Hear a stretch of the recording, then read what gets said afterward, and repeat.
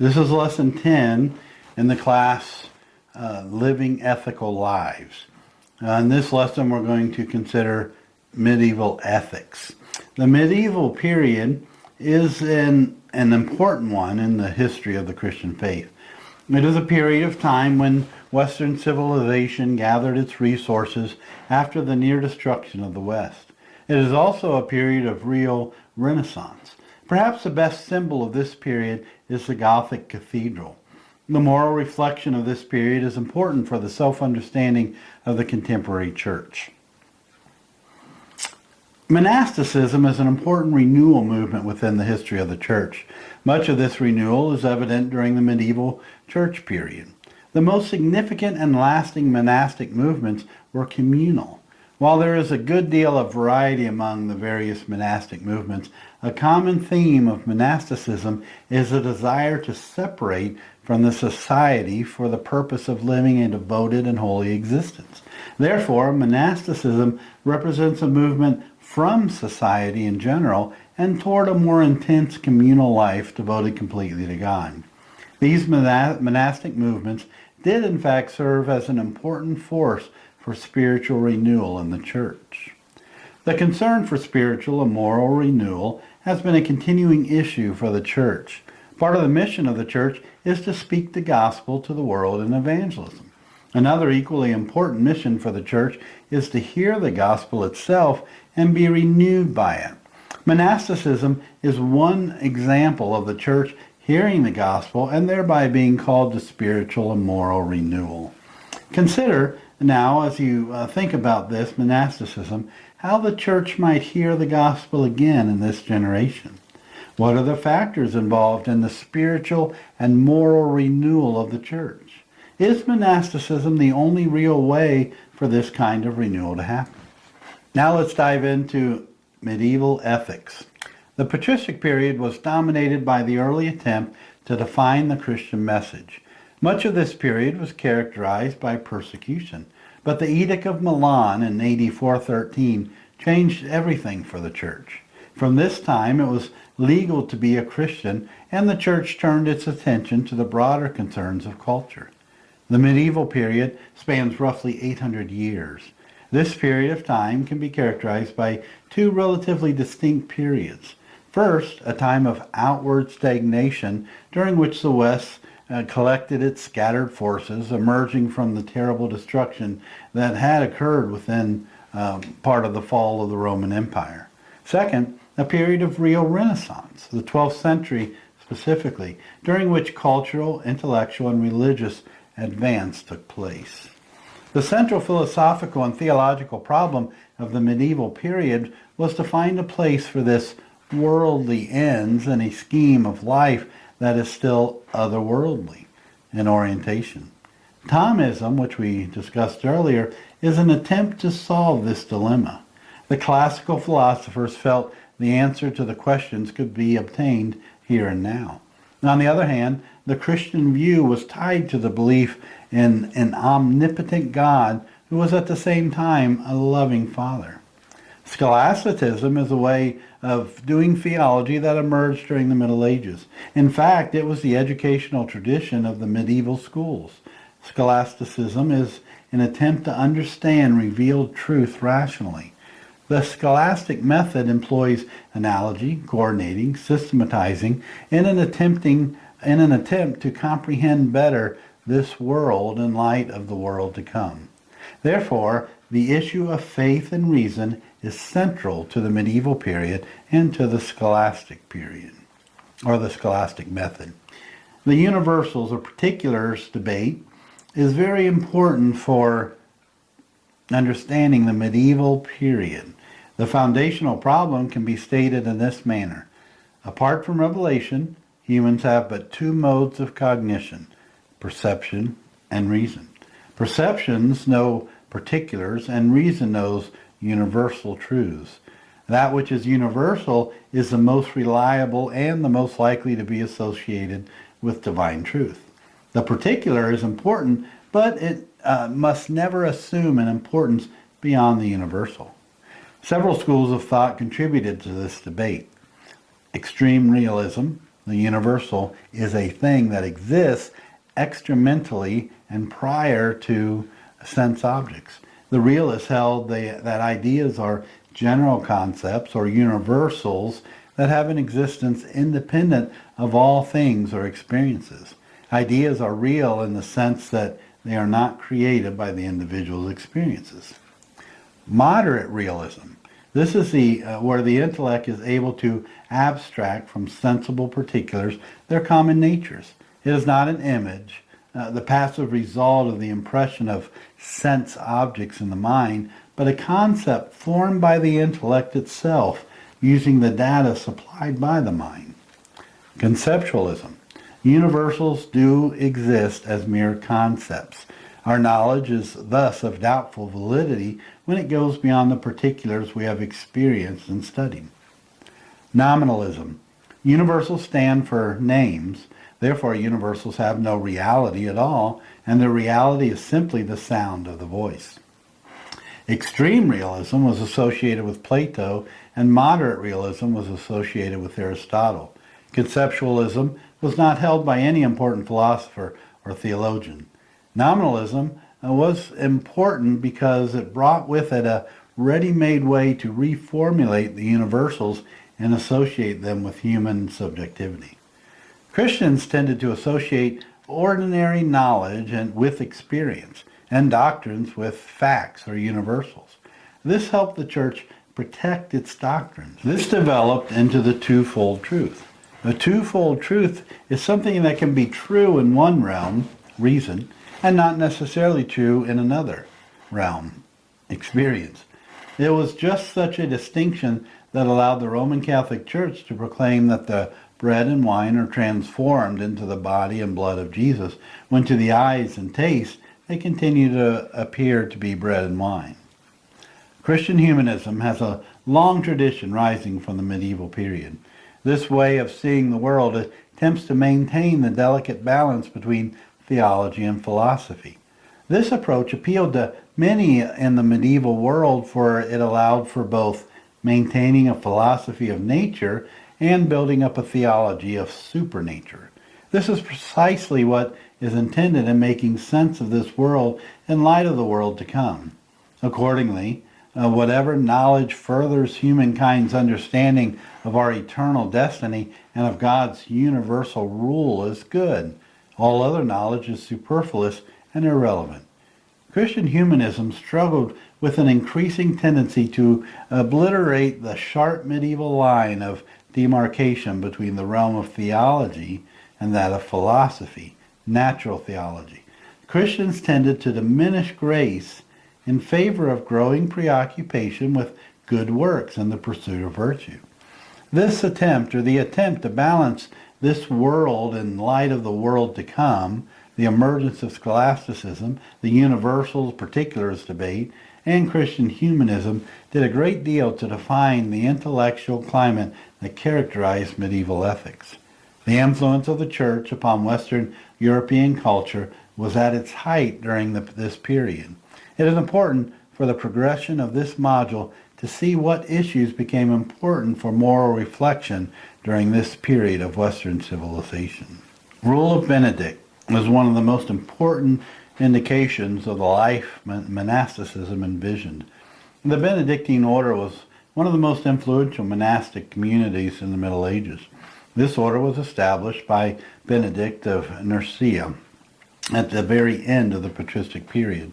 The Rule of Benedict talks about the tools for good works. Love God with all your heart, renounce yourself and follow Christ, a different way of acting than the world, do not return evil for evil, avoid pride and too much wine, place hope in God alone, live in fear of Judgment Day. Each of these is expanded upon, but even these basic statements indicate the seriousness with which the monastic community sought to live out the moral implications of the Christian faith. It is clear this community felt the love of God had a great deal to say about such things as anger, grudges, deceit, hollow greetings, and even laziness. The Benedictine community placed a good deal of its moral advice on obedience. This included the acceptance of authority. The modern Western world resists authority even to the point of questioning authority. This has led to a good deal of advance in the West because the freedom of questioning every authority has at one level contributed to creative proposals. Yet there is a sense in which resisting authority severs some of the most basic bonds of morality. The Benedictine community preaches obedience as the first step toward humility. In other words, the virtue of humility is possible within the context of obedience or acceptance of authority. Humility opens the eyes toward the heaven that informs this world. If one wants to be humble, then it is important to fear God, to imitate Christ, to submit to one's superior, and embrace suffering. Beyond it is important that a person who desires humility will be transparent with one's spiritual advisor and accept the most menial treatment. A person seeking humility will be convinced both outwardly and inwardly that he or she is of the least importance. A Benedictine seeking humility will work toward the common good of his brothers and sisters. A humble person will speak less and listen more. There will be little laughter in the Benedictine community. When such a person speaks, they will do so gently. All of this can be summed up as the way of living for Christ in every aspect of life. Several things can be easily noted regarding the rule of Benedict. First, this rule is defined by the nature of God as it was observed in the life of Christ. This community believed a profession of God led to a humble life. Second, there is an unmistakable seriousness about this community. They were so introspective that they felt a continual call to confess sin and be held accountable to the community. Third, there is a ready acceptance of authority and a linking of that authority to virtue. Fourth, there is an understanding that the moral life is linked to a community that actually empowers a person to be virtuous. Fifth, the morality that emerges out of the community is defined by an ability to be compassionate. Sir Bernard of Clairvaux, he lived 1090 to 1153. He's an important representative of medieval thought. His moral convictions can be in part defined by the manner in which he talks about love. Bernard talks about 4 degrees of love. When person loves oneself for one's own sake, when person loves God for one's own good, when person loves God for God's sake, then when person loves oneself for the sake of God. It is easy to detect how each of these loves builds on the other and how each intensifies according to the clarity of its comprehension of God. The most basic level of love is the natural love of oneself. This leads to a basic appreciation for the other, at least to the point where we see ourselves in the other. The most interesting thing to note here is that we actually begin to love God when we love ourselves.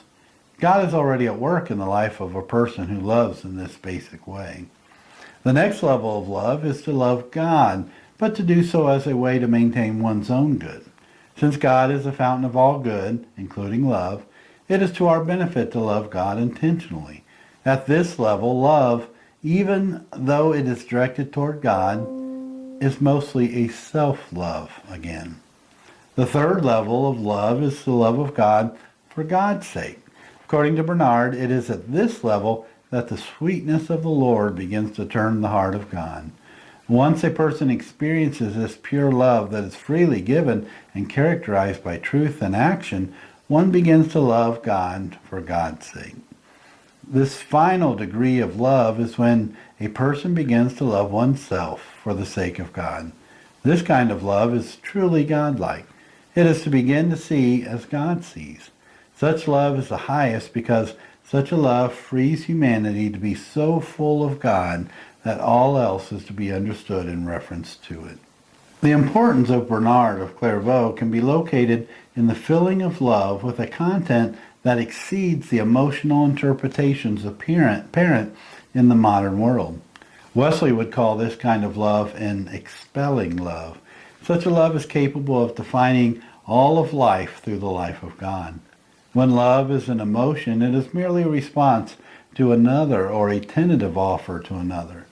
Love so conceived is pale and weak in light of the description given by Bernard of Clairvaux. A person who loves, as Bernard urges, raises morality to a level of divine centrality. Next, let's consider Thomas Aquinas, who lived from 1225 to 1274. Aquinas is a towering figure in the history of the Christian faith. He may be the single most important theologian in the first 1300 years of the church. Thomas sought to resolve the conflict between reason and revelation. The key problem in the medieval church was how to reconcile this worldly ends in light of otherworldly concerns. His Summa Theologicus, a massive intellectual and spiritual achievement. For Thomas, reason is a gift of God and can only be understood in the context of the reality of God. While revelation brings higher truth, reason, as is all knowledge, is a gift of God. This refusal to juxtapose reason and revelation advances the basic medieval problem: how to live this life in light of the world to come, by refusing to allow this life to be rendered unimportant because of the next life. Thomas defined ethics as actions performed by human agents. He makes a distinction between acts of a human being, which are all activities or operations that can truly be attributed to human beings, and another dimension of human agency called human acts, which constituted the moral order. Ethics is most interested in the latter, but it has a stake in the former as well. Thomas's method is scholastic in that it is a deliberate asking of questions, raising of objections, and clear answer. As Thomas developed his theology and moral philosophy, he employed this method. Moral philosophy considers human operations insofar as they are ordered to one another and to the end. An example of a question raised in the Summa Theologica is whether goodness differs really from being. The response Thomas makes to this is instructive for understanding his method and moral philosophy. He first observes that being and goodness are not the exact same thing. Since perfection is ultimate goodness, it is only appropriate to apply goodness or perfection to one being, and that is God. Yet, as all of us participate in the being of God, we participate relatively in goodness and perfection. The way goodness is expressed is being as something that is desirable. Final or ultimate goodness is only found in God, but as we desire goodness, we actually desire God. For Thomas, God has no desire since he is fully what he will be. Creatures are left to desire if they are to be good, and in this they participate in being. A moral act for Thomas is defined as an act willingly and knowingly performed or engaged. Therefore, a human act must be reasoned, must claim some good as its end, and the agent must know why it is done. A moral act must be intended, that is, an order of intention, and done, that is, an order of execution. According to Thomas, a virtue makes the one having it good and renders his or her activities good. It ensures a steady love of the good. Thomas proposed that faith, hope, and love are the theological or Christian virtues. These complete the cardinal Greek virtues in the mind of Thomas. Since Thomas is deeply impacted by the philosophy of Aristotle, he embraces the language of habits. He thinks habits provide the capacity, but can be used properly and improperly. Bad habits are not good because they are perpetuated. Bad habits exhibit imperfect character because they do not aim at the good. Good habits endure, but they render a good character because they aim at the good. Moral virtue disposes to the end and enables prudence to judge with effect about means to be chosen. All moral doctrine, if it is to address human agents as they actually are, must come under the guidance of Christian revelation. Thomas addressed the issue of natural law at several places in his writing. He asked whether natural law is the same in all people. He observed that people are naturally inclined to natural law. Thomas made a distinction between speculative reason, which deals with necessary things or universal principles, and practical reason, which deals with contingent matters. Natural law is the same in all people, according to Thomas. This is partly evident in the natural aptitude for virtue, excellence, by training observed in all people. The theology and moral reflection of Thomas Aquinas is rich enough to engage an entire module. Therefore, it is impossible to do justice to his thought in the space allowed in this lesson. Yet, it's important that anyone who earnestly desires to think and act as a Christian be acquainted with Thomas Aquinas. First, it is important to understand that because he was informed by Aristotle, he developed philosophy from a teleological point of view. He was interested in happiness as self-fulfillment. He further understood that happiness was only possible as it envisions what is ultimately good. Second, because Thomas was a medieval theologian, he was convinced that reason and revelation are two sides of the grace of God. Reason is graced understanding, and revelation is graced understanding. Thomas helps us to get a glimpse of what the world looked like before reason was made a purely human capacity and revelation was made an emotion or a private understanding.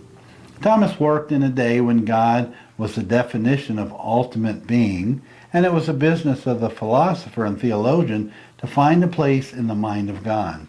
After Thomas and the onslaught of nominalism, God had to find a way into the mind of human beings. This way of seeing things is totally evacuated by Thomas. Third, Thomas defined virtue as an acquired human excellence, but did not see human agency as operating apart from the grace of God. Therefore, Thomas gladly joined the cardinal and theological virtues in his thought. What did you think about the little story you read about Thomas Aquinas in the required reading in the student guide? Let's turn now to Julian of Norwich. He lived 1342 to 1420. Julian represents a mystical tradition in the late medieval period and how it is connected to moral reflection. Now, she emphasized the creative intention of God and the implication that human beings are to be united with God in life. She defined this relationship in terms of marriage. Human beings are created to be wed to God and defined for all of life by this relationship. Julian developed her understanding by a continuing meditation on the Trinity. Julian's contemplation of the Trinity led her to talk about three properties: Father, motherhood, and lordship. The fatherhood of God brings protection and bliss for human life. The property of motherhood is defined by the Christ who, in knowledge and perfection, connects our sensuality to salvation. Jesus, as the second member of the Trinity, is our mother, brother, and Savior. The third property, defined by the Holy Spirit, the gift and reward of grace, is brought to bear upon human life. She feels that all we are to be becomes evident in the triune movement of being, increasing, and fulfillment. Julian offered a robust Trinitarian reflection that illustrates how coming to terms with the nature of God informs the moral life. Her analysis is the linking of ontology, that's metaphysics, to axiology, which is moral reflection, through a reflection on the Trinity. She particularly developed the idea that Jesus is our mother. Julian developed this in the following comments. Taking on human nature, in Jesus we have godly will, incarnation, the mother's service is nearest, readiest, surest, and truest, feeds us with himself, brings us into the Godhead, and attaches us to himself. This analysis is informed by the mystical tradition. Let's turn now to the importance of medieval ethics for Wesleyan holiness ethics. Most people think of the medieval period as a relatively unimaginative and unimportant time in the life of the church. This is clearly not the case, as the foregoing analysis suggests. It is important that theologians of the medieval period be integrated into moral reflection in the Wesleyan holiness tradition. First, Medieval moral reflection will underscore the importance of comprehending grace more broadly. Grace can become so specialized in its definition that it is restricted to justification. While grace is evident in justification, it is also evident in creation and the full purpose of God in the world. The most dramatic way in which this becomes evident is in reason, or the way we think. Second, medieval moral reflection is important in the way it calls attention to the appropriate understanding of authority. Without authority, there is no place to make moral decisions. The modern world has largely disconnected the bonds of authority under the banner of human freedom. Here, freedom is most often defined as the capacity to do what we want when we want. The medieval period calls our attention to the importance of obedience and community for the moral life. These ideas are the very texture of the medieval period, but they have been lost in large measure in the modern world. Third, the medieval period is important because it recognizes the importance of keeping theology and ethics together. Faith becomes action in the medieval period. For Julian of Norwich, it is the Trinity that drives her to think about morality. For Thomas, morality needs both the cardinal and theological virtues. For Bernard of Clairvaux, love must have the content of faith in order to inform human action. Wesleyan holiness theology can learn from the medieval period the importance of keeping theology and ethics together. Perhaps holiness theology has a bigger stake in this than is usually thought, because it is unthinkable to believe one's understanding of a holy God will be disconnected from being holy in thought and deed. Therefore, medieval theology is a good resource for Wesleyan holiness theology and ethics. I want you to think about some things, and if you're in my current class or future class, we'll probably talk about it when we come back together. But some moral reflection. Looking at Marsilius of Padua, who lived 1280 to 1343, is an important, if relatively underemphasized, medieval theologian he was. One of his writings is titled Defensor Pacis, or a document that reflects the political implications of the Christian faith. Marsilius argues we ought to wish for peace, and once it is achieved, we ought to work for it to be maintained. In order to do this, it will be necessary for individuals and community to work together. He defines a citizen as a person who is capable of making these kinds of choices. Marsilius is convinced that when people have a stake in the government, the appropriate level of authority will be understood and acted upon. The real problem is when people refuse to become the active citizens necessary for the authority and peace to be conserved. Peace is dependent upon the active participation of citizens. Marsilius applies this logic to the church by acknowledging for many, church means little more than priests, deacons, bishops, and other ecclesiastical officials. There is a sense in which these are the only citizens of the church. But Marsilius adds that for some, the church is more than this, because it can mean the whole body of believers and all those who seek to follow Christ. Just as his analysis of politics indicated that peace can only be conserved as it becomes the active work of its citizens, then the church, with its spiritual task, can only hope to be about the task if it is the whole body of the faithful. This will extend to the resolution of issues according to Marsilius, who feels general councils ought to include both priest and non-priest. The real issue and the real authority is to be located in the faithfulness of each. How does the contribution of Marsilius of Padua inform the business of moral reflection? What makes his contribution significant? How does this affect our denomination? What does this mean for the local church? Think on these things, and we'll probably discuss them when we come back together. Well, let me review this lesson. We have attempted to define the major issues and concerns of moral reflection in the medieval church, the idea of obedience, the linking of theology and morality, the importance of community, church, and authority, and the orientation of all of life as theological. We apply the resources of moral reflection in the medieval church to contemporary moral problems. We did this by talking about monasticism as spiritual moral renewal, and by talking about Marsilius and an open politic. In this lesson, we define the ways in which moral reflection in the medieval church informs Wesleyan holiness moral reflection. We did this showing how grace ought to be thought of more broadly, how authority ought to be retrieved as an appropriate category, and how theology and ethics ought to be materially connected.